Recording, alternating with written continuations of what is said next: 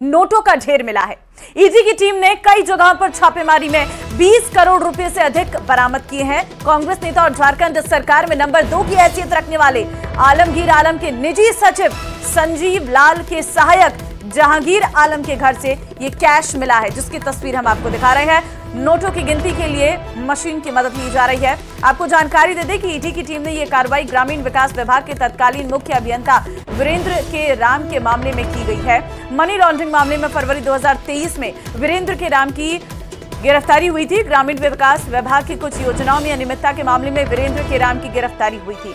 तो फिलहाल कैश की गिनती लगातार की जा रही है। अभी तक जानकारी सामने आई है कि 20 करोड़ से ऊपर का कैश बरामद कर लिया गया है। अभी भी जो है कैश की गिनती हो रही है। और आज की सबसे बड़ी खबर है, चुनाव इस वक्त चल रहा है और उस बीच ये कैश का बरामद होना अपने आप में बहुत बड़ा सवाल है। 20 करोड़ से अधिक का कैश है ये, और अभी भी इनकी गिनती लगातार की जा रही है।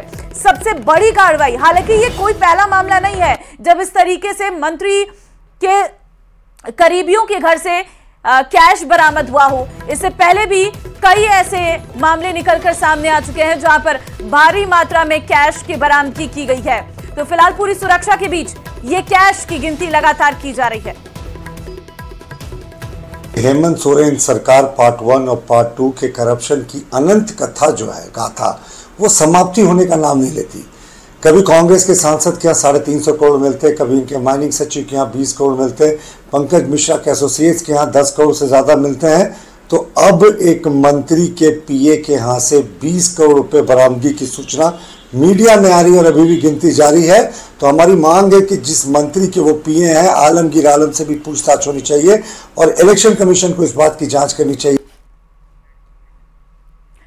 देखिए, गर्मी आते ही आग की घटनाएं बढ़नी शुरू हो गई हैं। दिल्ली और गाजियाबाद से आग की भयंकर तस्वीरें आई है और आपको हम दिखाते हैं वो दो अलग अलग तस्वीरें।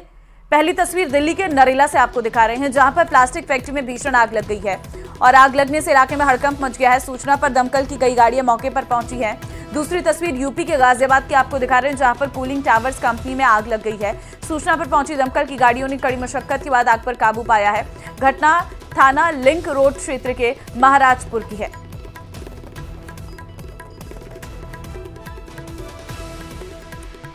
और अब जयपुर से बड़ी खबर आपको दे रहे हैं, जहां पर ऑर्गन ट्रांसप्लांट मामले में लापरवाही बरतने पर एक्शन लिया गया है। एसएमएस मेडिकल कॉलेज प्राचार्य डॉक्टर राजीव बगरहट्टा से इस्तीफा मांगा गया है।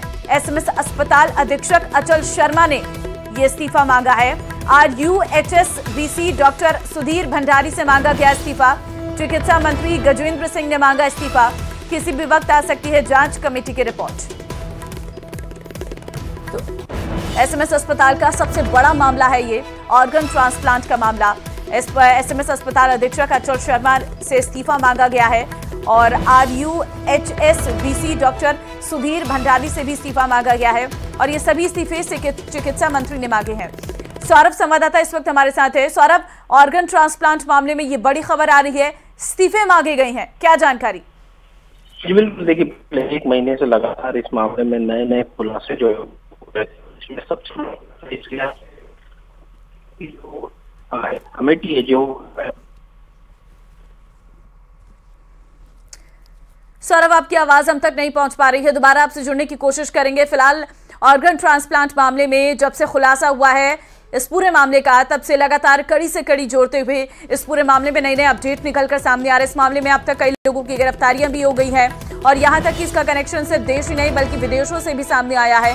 बांग्लादेश में रह रहे कई लोगों के ऑर्गन ट्रांसप्लांट किए गए हैं। फर्जी एनओसी मामले में ये लापरवाही बरतने पर अब एक्शन लिया जा रहा है। एसएमएस मेडिकल कॉलेज प्राचार्य डॉक्टर संजीव से इस्तीफा मांगा गया है। एसएमएस अस्पताल अधीक्षक अचल शर्मा से भी इस्तीफा मांगा गया है और इसी के साथ ही RUHSBC डॉक्टर सुधीर भंडारी से भी इस्तीफा मांगा गया और ये सभी इस्तीफे मांगे हैं चिकित्सा मंत्री गजेंद्र सिंह ने।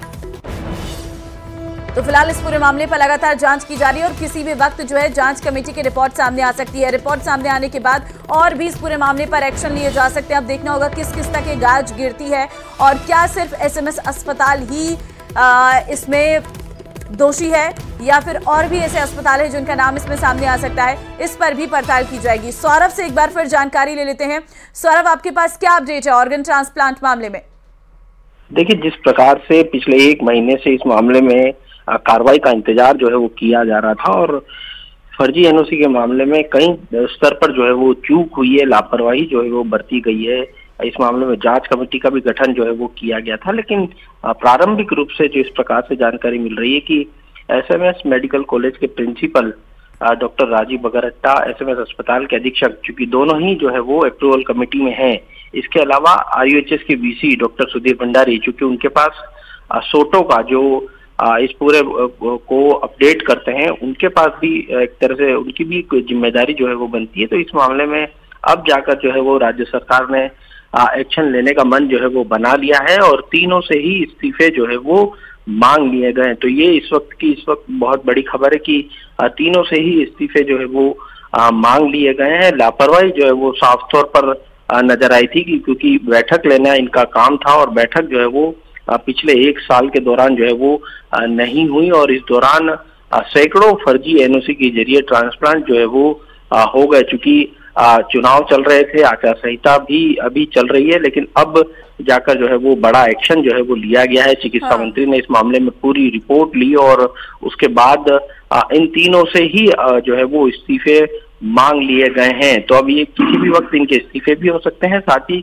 जांच कमेटी जो लगातार इस मामले में जांच कर रही थी, उसको 1 महीना जो है वो पूरा हो गया था। तो ऐसा माना जा रहा है कि आज जो है वो जांच कमेटी की रिपोर्ट भी जो है वो सामने आ सकती है। तो अब एक्शन का दौर जो है वो शुरू हो चुका है और अब ये भी कहा जा सकता है कि इस मामले में और भी गिरफ्तारियां जो है वो हो सकती है। तो अब लगातार जिस प्रकार से मामला इतने दिनों से खींचा जा रहा था और कार्रवाई जो है वो नहीं हो रही थी, लेकिन अब जाकर कार्रवाइयों का दौर जो है वो शुरू हो चुका है। जी ठीक है सौरभ, एक जानकारी और दीजिएगा क्योंकि ये भी बताया जा रहा है कि किसी भी वक्त जो जांच रिपोर्ट है वो भी आ सकती है।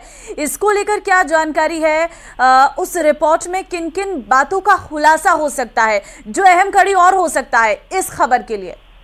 देखिए, 3 अप्रैल को जो है वो राज्य सरकार ने कमेटी का गठन किया था। चिकित्सा शिक्षा आयुक्त डॉक्टर इकबाल के नेतृत्व में कमेटी 6 सदस्यीय कमेटी का गठन जो है किया गया था। कमेटी ने ये जांचा है कि तमाम जो अस्पताल हैं जिनमें ऑर्गन ट्रांसप्लांट होता है उनके दस्तावेज जो है वो खंगालने की कोशिश जो है वो। फिलहाल बहुत धन्यवाद आपका तमाम जानकारी देने के लिए। पीओके को लेकर रक्षा मंत्री राजनाथ सिंह ने बड़ा बयान दिया है। उन्होंने साफ साफ कहा है कि पीओके पर भारत अपना दावा कभी नहीं छोड़ेगा और पीओके पर बलपूर्वक कब्जा करने की जरूरत नहीं है। उन्होंने दावा किया है कि एक दिन पीओके के लोग खुद भारत में शामिल हो जाएंगे। देखिए रिपोर्ट।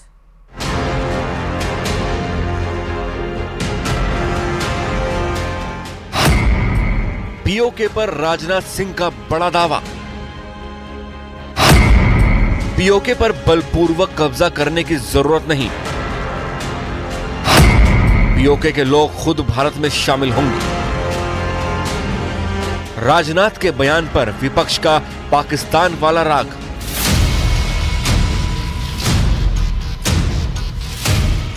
रक्षा मंत्री राजनाथ सिंह ने साफ साफ 2 टूक शब्दों में कह दिया है कि पीओके भारत का अभिन्न हिस्सा है और रहेगा। जिस पीओके को पाकिस्तान ने धोखे से लिया है वो एक दिन भारत का अभिन्न हिस्सा होकर रहेगा। राजनाथ सिंह ने पीटीआई को दिए इंटरव्यू में यह भी कहा कि कश्मीर का विकास देखकर पीओके के लोग खुद भारत के साथ शामिल हो जाएंगे। पीओके पर राजनाथ सिंह का बयान। पीओके पर भारत अपना दावा कभी नहीं छोड़ेगा। पीओके पर बलपूर्वक कब्जा करने की जरूरत नहीं है। कश्मीर का विकास देखकर पीओके के लोग भारत में शामिल होंगे। रक्षा मंत्री ने जैसे ही पीओके पर अपनी नीति एक बार फिर साफ की, विपक्ष के लोग आग बबूला हो गए। वो पाकिस्तान की बोली बोलने लगे। फारूक अब्दुल्ला ने राजनाथ सिंह को पाकिस्तान के परमाणु बम की धमकी देने लगे। डिफेंस मिनिस्टर कह रहे हैं तो करें, हम कौन से रोकने वाले हैं? हमें तो पहुंचेंगे नहीं। ये भी याद रखे वो भी चूड़ियां पहने हुए नहीं है, याद रखिए। उनके पास भी एटम बम है, ये याद रखिएगा। और अफसोस किया है कि वो एटम बम हमारे ऊपर ही गिरेगा। रोका किसने उनको? किसने रोका? आपने कहीं पे किसी से ये कहते हुए सुना कि मत लाइए जनाब, हम कौन है रोकने वाले? लेकिन जो हिस्सा उनके पास पहले है उसको तो ठीक करें। यहाँ के हालात सबको मालूम है, यहाँ संभलता नहीं, जो अभी आपके पास है नहीं उसको लेने चले। विदेश मंत्री एस जयशंकर ने भी रक्षा मंत्री राजनाथ सिंह का समर्थन किया और दो टूक कहा कि पूरे देश को पता है कि पीओके पर पाकिस्तान ने कैसे कब्जा किया है। मोदी सरकार की कश्मीर नीति से साफ है कि पीओके भारत का अभिन्न हिस्सा है और वो इसे लेकर रहेंगे। लेकिन विपक्ष की वोट नीति कहें या पाकिस्तान के लिए प्रेम, जैसे ही पीएम मोदी रक्षा मंत्री पाकिस्तान को निशाने पर लेते हैं, पीओके को भारत में मिलाने की बात करते हैं, विपक्ष हमलावर हो जाता है। यही वजह है कि पिछले 10 सालों में हुए वोट युद्ध को विपक्षी खेमा जीत नहीं पाया है। जम्मू कश्मीर के पुंछ में भारतीय वायुसेना के काफिले पर हमला करने वाले आतंकियों को खोजने के लिए सर्च ऑपरेशन का आज तीसरा दिन है। आतंकियों से बदला लेने के लिए सेना से लेकर पुलिस और अर्धसैनिक बल ने जमीन से लेकर आसमान तक एक कर दिया है। एक तरफ पहाड़ हैं, घने जंगल है, जहां पर सर्च ऑपरेशन चलाकर छिपे हुए आतंकवादियों की तलाश की जा रही है, तो दूसरी तरफ पुलिस ने आतंकियों के एक मददगार को गिरफ्तार करने का दावा किया है। इस मददगार पर आतंकियों को पनाह देने और उन्हें खाना खिलाने का आरोप है। बताया गया है कि इस मददगार ने पूछताछ में कई राज उगले हैं और इसके अलावा हमले वाली जगह के आसपास रहने वाले 6 लोगों को भी हिरासत में लिया गया है। शक जताया जा रहा है कि इन लोगों ने आतंकियों की मदद की थी।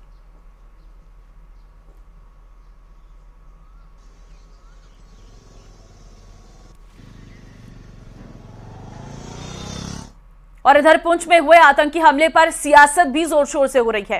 पंजाब के पूर्व सीएम चरणजीत सिंह चन्नी के बयान के बाद सियासी घमासान और तेज हो गया है। चन्नी के स्टंट वाले बयान को बीजेपी ने आड़े हाथों लिया है और उल्टा कांग्रेस को ही आतंकवाद के लिए जिम्मेदार ठहराया है।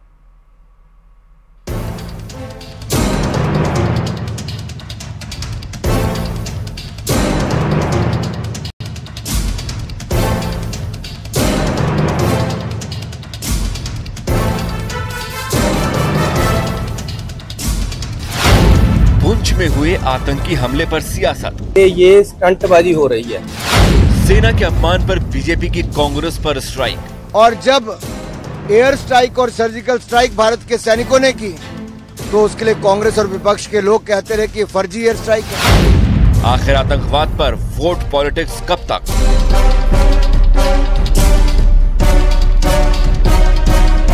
आतंक के खिलाफ एयर स्ट्राइक हो या फिर उरी हमले के बाद की गई सर्जिकल स्ट्राइक, विपक्ष दोनों ही मामलों में सवाल खड़े करता रहा है और अब पुंछ में हुए आतंकी हमले पर भी विपक्ष ने सवाल खड़े कर दिए। पंजाब के पूर्व मुख्यमंत्री चरणजीत सिंह चन्नी ने पुंछ में हुए आतंकी हमलों को एक स्टंट करार दिया और कहा कि पिछली बार भी ऐसा ही स्टंट किया गया था। कि ये स्टंटबाजी हो रही है, हमले नहीं हो रहे। पिछली बार भी जब इलेक्शन आते हैं तो ऐसे स्टंट खेले जाते हैं और बीजेपी को जिताने का संविधान तैयार किया जाता है। ये तैयार किए हुए सारे पहले से तैयार करके हमले करवाए जाते हैं। ये बीजेपी को जिताने का एक स्टंट होता है, इसमें सच्चाई नहीं होती। लोग मरवाने और लोगों के लाशों पे खेलना ये बीजेपी को आता है। पंजाब के पूर्व मुख्यमंत्री के बयान को बीजेपी ने आड़े हाथों लिया। केंद्रीय मंत्री अनुराग ठाकुर ने कांग्रेस पर सेना का अपमान करने का आरोप लगाया। 1962 का युद्ध, 1965 का युद्ध, 1971 का युद्ध, क्या ये कांग्रेस ने चुनाव जीतने के लिए करवाए थे? इससे घटिया बयान जिसपे कांग्रेस पार्टी के राष्ट्रीय अध्यक्ष को माफी मांगनी चाहिए, सोनिया जी और राहुल गांधी जी को माफी मांगनी चाहिए, देश से माफी मांगनी चाहिए। हमारी सेना का अपमान करते हैं। अरे जब अतिक्रमण करने का प्रयास चीन ने किया डोकलाम में, तब हमारी सेना ने मुंह तोड़ जवाब दिया। तब राहुल गांधी जी कहां थे? चीन के डिप्लोमेट्स के साथ बंद कमरे में न जाने क्या क्या तैयारी कर रहे थे, देश को बताएं क्या कर रहे थे। और जब एयर स्ट्राइक और सर्जिकल स्ट्राइक भारत के सैनिकों ने की तो उसके लिए कांग्रेस और विपक्ष के लोग कहते रहे कि फर्जी एयर स्ट्राइक है। एक तरफ अनुराग ठाकुर ने सेना के अपमान के लिए कांग्रेस को घेरा तो दूसरी ओर फारूक अब्दुल्ला ने पुंछ हमले के लिए केंद्र सरकार पर ही सवाल खड़े कर दिए। 370 नहीं है, आतंकवाद है या नहीं है, इसका जवाब आप होम मिनिस्टर से पूछिए। जंग के बगैर रास्ता बातचीत का है। जब ये चीन से जो हमारे 2000 कनालों पे बैठा हुआ है चीन से 19 दफा ये बात कर सकते हैं और चीन हिल नहीं रहा है बल्कि आगे आ रहा है। कि उनसे बात क्यों नहीं कर सकते? क्या ये मारना दौड़ना बंद हो जाए और हम अमन से रह सके? वहीं दूसरी तरफ बीजेपी नेता कविंद्र गुप्ता ने जम्मू कश्मीर में आतंकवाद के लिए सीधे तौर पर कांग्रेस को जिम्मेदार बताया। कांग्रेस हमेशा से आतंकवादियों की समर्थक रही है।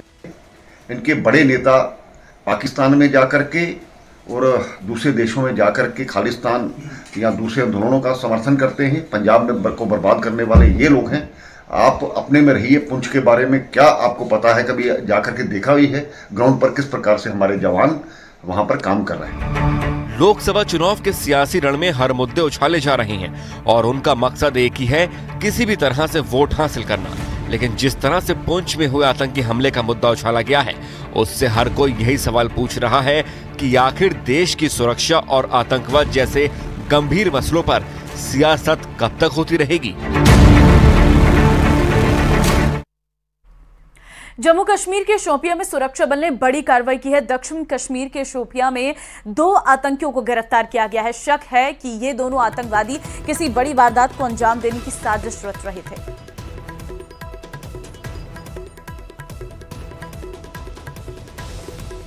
उत्तर प्रदेश के अमेठी में कांग्रेस दफ्तर के बाहर हंगामा और तोड़फोड़ की घटना सामने आई है। कांग्रेस ने आरोप लगाया है कि कांग्रेस दफ्तर के बाहर खड़े कई वाहनों में तोड़फोड़ की गई और जमकर हंगामा भी किया गया है।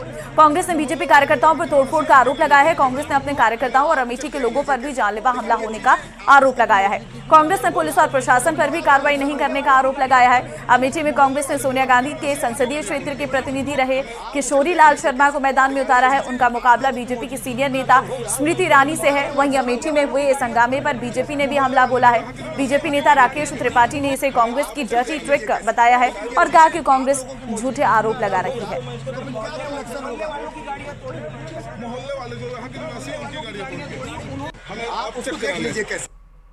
कांग्रेस पार्टी जानती है कि इस बार अमेठी का चुनाव उनके लिए बहुत मुश्किल है। इसी मुश्किलों को पहचान करके अमेठी छोड़ करके रायबरेली युवराज जा चुके हैं। अब ऐसी स्थिति में अमेठी कैसे जीती जा सके, हर प्रकार के डर्टी ट्रिक्स अपनाने का काम कांग्रेस पार्टी कर रही है। ये कांग्रेस पार्टी सहानुभूति बटोरने का ये जो झूठा स्वांग रच रही है ना, ये बहुत महंगा पड़ेगा। ये लोकतंत्र का उत्सव है। लोकतंत्र के उत्सव में हिंसा का कोई स्थान नहीं हो सकता है। भारतीय जनता पार्टी केंद्रीय चुनाव आयोग से मांग करती है कि इस पूरे मामले में कठोरता से कार्रवाई की जाए, बारीकी से जांच की जाए और किन लोगों ने गाड़ियां तोड़ी है उनके नाम जरूर सार्वजनिक किए जाए। चलिए आगे बढ़ते हैं। महाराष्ट्र कांग्रेस के नेता और विधानसभा में नेता प्रतिपक्ष विजय के विवादास्पद बयान पर घमासान मचा हुआ है। बीजेपी ने चुनाव आयोग से विजय वडेट्टीवार के खिलाफ लिखित शिकायत की है और उनके खिलाफ एफआईआर दर्ज करने की मांग की है। इसके साथ ही विजय के चुनाव प्रचार पर रोक लगाने की भी मांग की है। कांग्रेस नेता विजय ने शहीद हेमंत करकरे पर विवादास्पद बयान दिया था।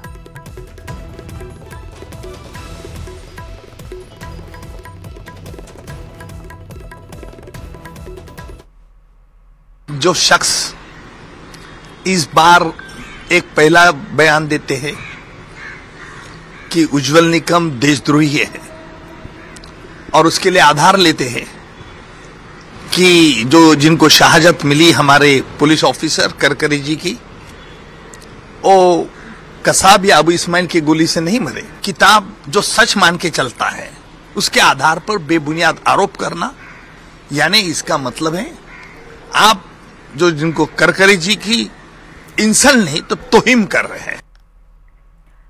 मुख्यमंत्री योगी आदित्यनाथ की जनसभा से पहले यूपी में हरदोई के पचदेवरा में 3 हैंड ग्रेनेड मिलने से हड़कंप मच गया है। बम निरोधक दस्ते ने मौके पर पहुंचकर जांच की। हरदोई के एडिशनल एसपी नृपेंद्र ने हैंड ग्रेनेड को पुराना और निष्क्रिय बताया है। मुख्यमंत्री योगी आदित्यनाथ की जनसभा यहीं से महज 15 किलोमीटर दूर शाहबाद में दोपहर 1:40 पर होनी है और सभा से कुछ घंटे पहले ही हैंड ग्रेनेड मिलने से सनसनी फैल गई है।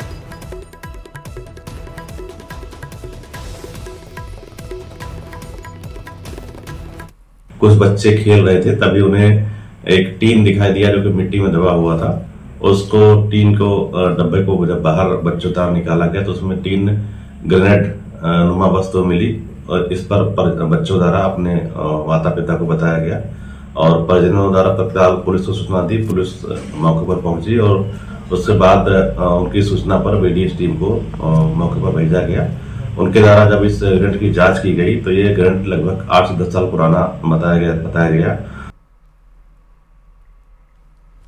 बाबा बर्फानी के धाम की इस वर्ष की पहली तस्वीर सामने आई है। श्री अमरनाथ की पवित्र गुफा में बाबा बर्फानी विराजमान हो गए हैं। पवित्र गुफा के चारों ओर बर्फ जमी हुई है। हम तस्वीर भी आपको दिखा रहे हैं। बाबा बर्फानी के यात्रा मार्ग को सुचारू बनाने के लिए कार्य जारी है। इस बार यात्रा 29 जून से शुरू हो रही है। यात्रा के लिए 20 दिन में 2,38,000 शिव भक्तों ने ऑफलाइन और ऑनलाइन अग्रिम यात्री पंजीकरण करवा लिया है। पहली तस्वीर, पहली झलक बाबा बर्फानी धाम की आपको दिखा रहे हैं। पवित्र गुफा के चारों ओर बर्फ इस वक्त जमी हुई है और जो यात्रा का मार्ग है उसे भी सही करने का कार्य किया जा रहा है, क्योंकि चारों तरफ बर्फ ही बर्फ नजर आ रही है। आपको बता दें कि जून से ये यात्रा शुरू हो रही है।